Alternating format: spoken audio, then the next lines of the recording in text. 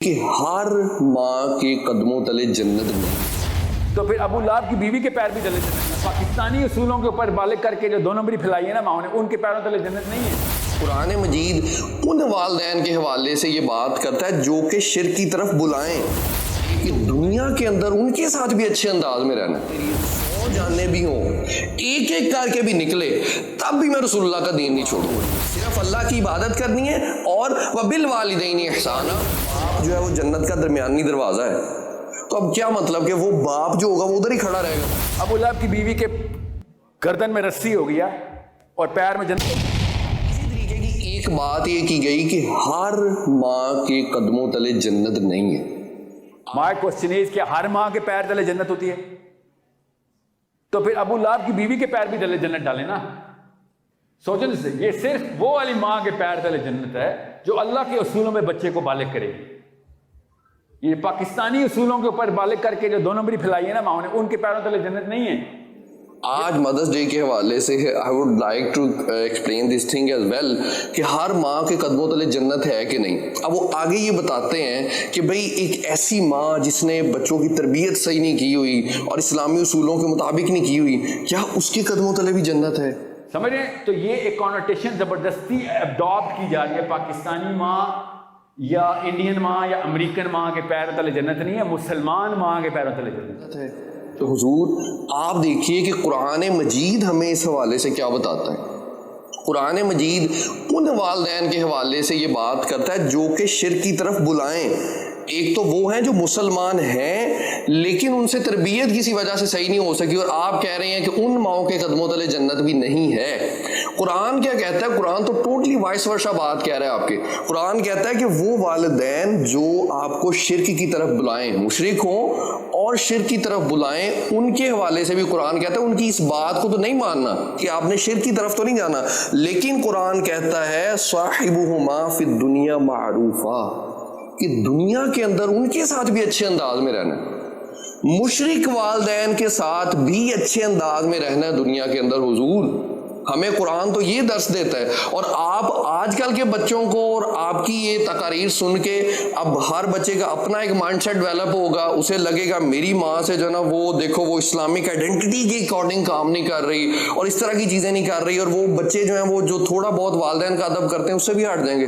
کس قسم کی آپ کی جو باتیں. اسی طریقے سے حضرت سعد بن ابی وقاص رضی اللہ تعالی عنہ، ان کی حدیث آپ کو بھول گئی، ان کی حدیث آپ کی نظر میں نہیں آئی کہ جب انہوں نے ان کی والدہ نے کھانا پینا تک چھوڑ دیا کہ تیرا دین تجھے یہ بتاتا نا کہ والدین کے ساتھ اچھا سلوک کرنا ہے، تو میں کھانا پینا چھوڑ رہی ہوں، تجھے ماں کا قاتل سمجھا جائے گا، چھوڑ دے اس دین کو.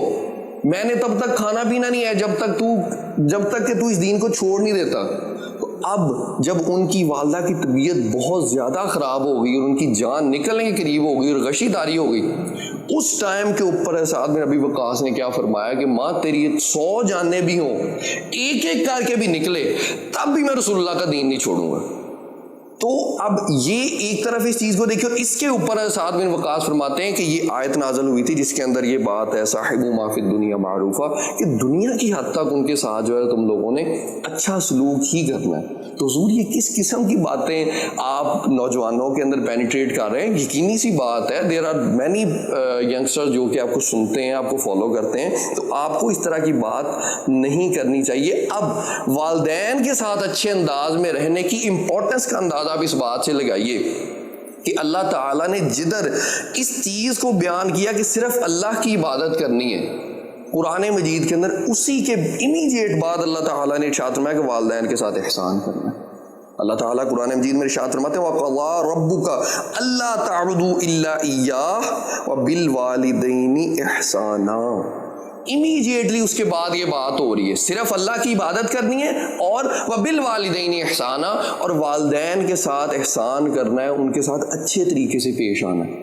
اس کے اندر کوئی قید نہیں لگائی جا رہی کہ کافر والدین ہوں تب کیا کیا جائے گا، مشرک والدین ہوں تب کیا کیا جائے گا. اور کجا یہ کہ آج کل کی مائیں جو کہ دین کے اوپر ہیں، اسلام کے اوپر ہیں، چلیں فار سم ریزنز اگر وہ بچوں کے حوالے سے کچھ ماؤں کو اس طریقے سے ہوتی ہیں جی کہ تم داڑھی نہیں رکھ سکتے، تم نے دین کے حوالے سے کام نہیں کرنا، وہ that is totally separate things.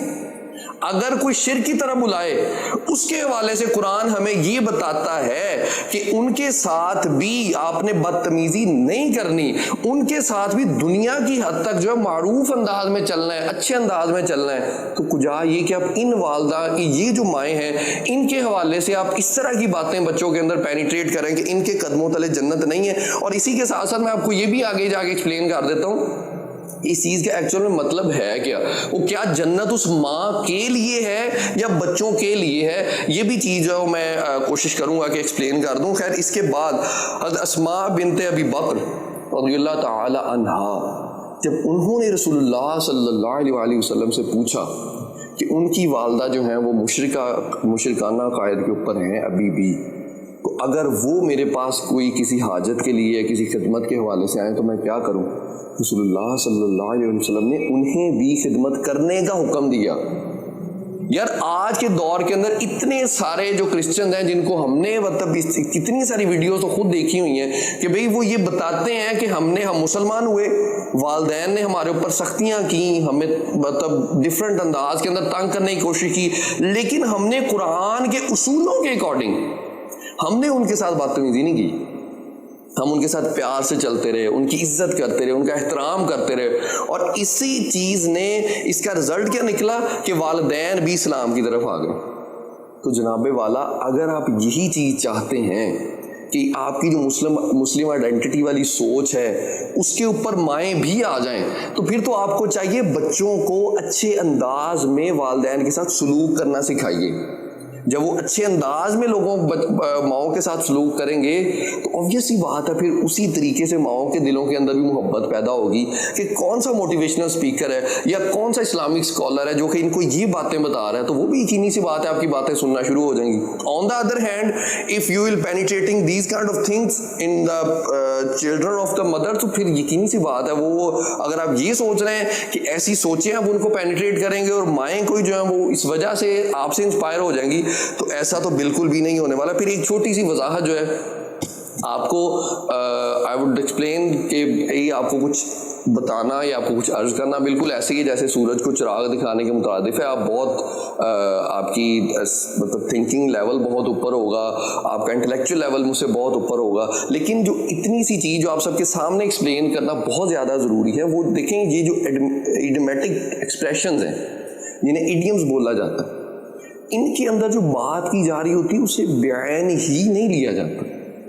کسی کوئی بندہ کہتا ہے اوے میرے سر تے نہ چڑھی جا, کیا مطلب ہوتا ہے؟ مطلب یہ کہ یار ایویں بہت زیادہ ذرا تھوڑا سا میرے اوپر ریئیکشن نہ دکھائی جاؤ, غصہ نہ دکھائی جاؤ, اس کا یہ مطلب ہوتا ہے. اس کا یہ مطلب نہیں ہوتا کہ وہ ایکچوئل کے اندر اس نے کرسی رکھی, رکھ کے پاؤں اس کے سار کے اوپر رکھ کے کھڑا ہو گیا, یہ مطلب تو نہیں ہوتا. اور اسی طریقے سے قدموں تلے جنت ہونے کا مطلب یہ ہے, کوئی یہ نہیں کہ قدموں کے نیچے دیکھیں تو وہ کسی نے کہا تھا نا کہ میری ماں دے پیریں تے جُتی نہیں ہے تو جنت کتوں ہونی, تو وہ ایسی بات نہیں ہے. اصل بات یہ کہ ماں کی خدمت اس طریقے سے کرنی ہے کہ جیسے اب ان کے قدموں میں بیٹھے ہو.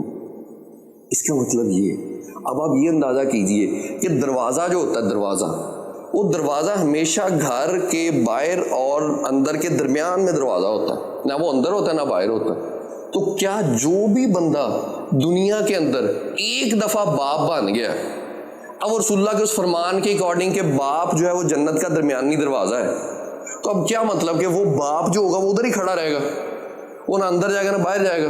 یہ کیسی عجیب سی بات ہے. مطلب آپ یہ اگر اس کو بالکل ایکچوئل کے اندر ہی لے لیں اور پھر آپ نے کہا کہ وہ ابو لہب کی بیوی کے گلے کے اندر جو ہے وہ رسی ہوگی, یقینی بات ہے رسی ہوگی, قرآن نے کہہ دیا.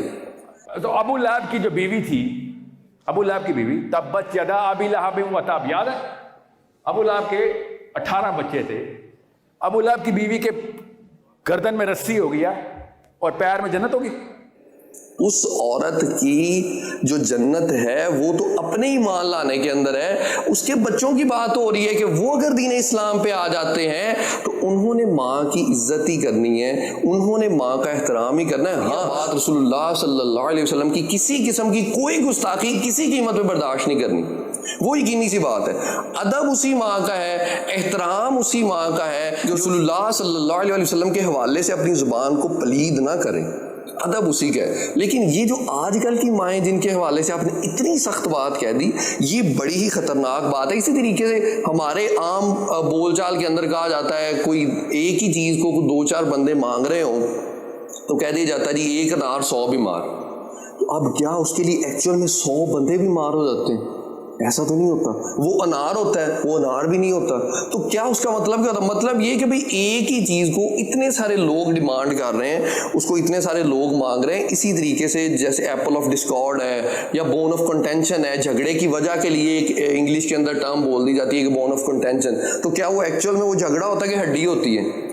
اس لیے حضور چیزوں کو تھوڑا سا کوشش کیجئے کہ آپ انڈرسٹینڈ کر کے, کیونکہ یہ جتنے لوگ ہیں اس سے ان کے مائنڈ سیٹ بنتے ہیں کہ بھئی اچھا میں نے اپنے ماں کی عزت نہیں کرنی.